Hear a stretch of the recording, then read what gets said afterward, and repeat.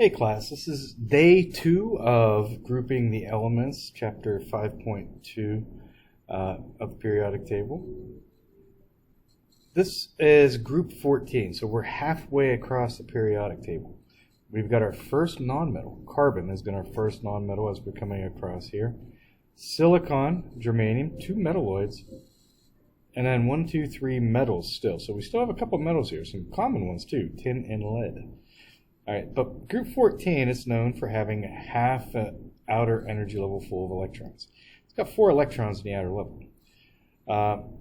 It is known for its reactivity, not carbon, but some of the other ones, and most of them are generally very unreactive when you look at it.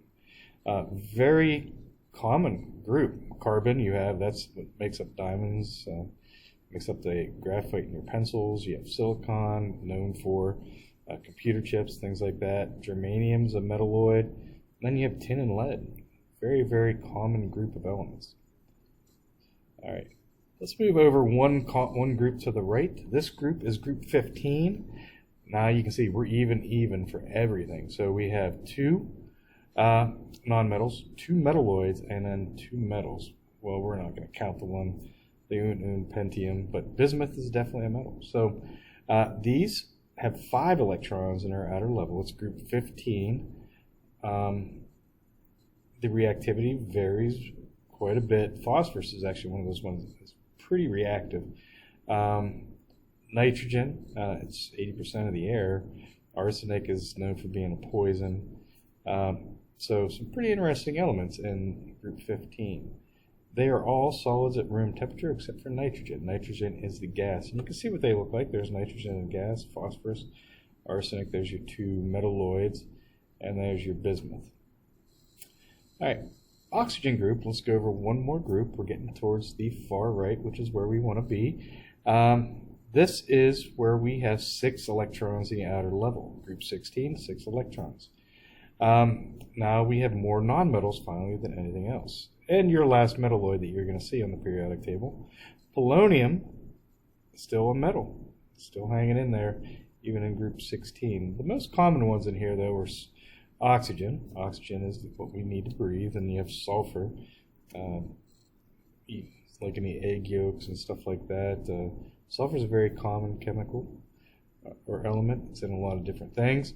You have your metalloid tellurium here. Polonium is kind of a neat looking element, as you can see over here. All right, let's move on to group 17. Group 17 is the first time you're going to have all nonmetals. 7 electrons in the outer level, almost full outer level of electrons. You need 8 for that. So group 17 has 7. All nonmetals. You actually have a good mix of 2 gases, 1 liquid, and 2 solids. So fluorine, chlorine, very, very reactive group of elements. These are the most reactive nonmetals there are. So fluorine, chlorine, bromine, very, very reactive. They are poor conductors of electricity and poor conductors of heat, and they're never found uncombined in nature. They have to be separated. All right, and finally, the last group over here on the far right, you have group 18. Group on the far right, these are your noble gases. They are all obviously gases at room temperature. You have helium, neon, argon, krypton, xenon, radon. They are known for being really unreactive. Why? Because they have 8 electrons in their outer energy level, except helium. Helium has 2. But they have that full outer level of electrons that makes them stable, makes them not reactive. It doesn't want to combine with anything. They are all colorless, odorless gases at room temperature. And you can see they're kind of known in neon lights. This is what neon looks like whenever you're running electricity through it. See what helium, argon, krypton, and xenon do. Radon, it is actually a radioactive gas, so not very safe.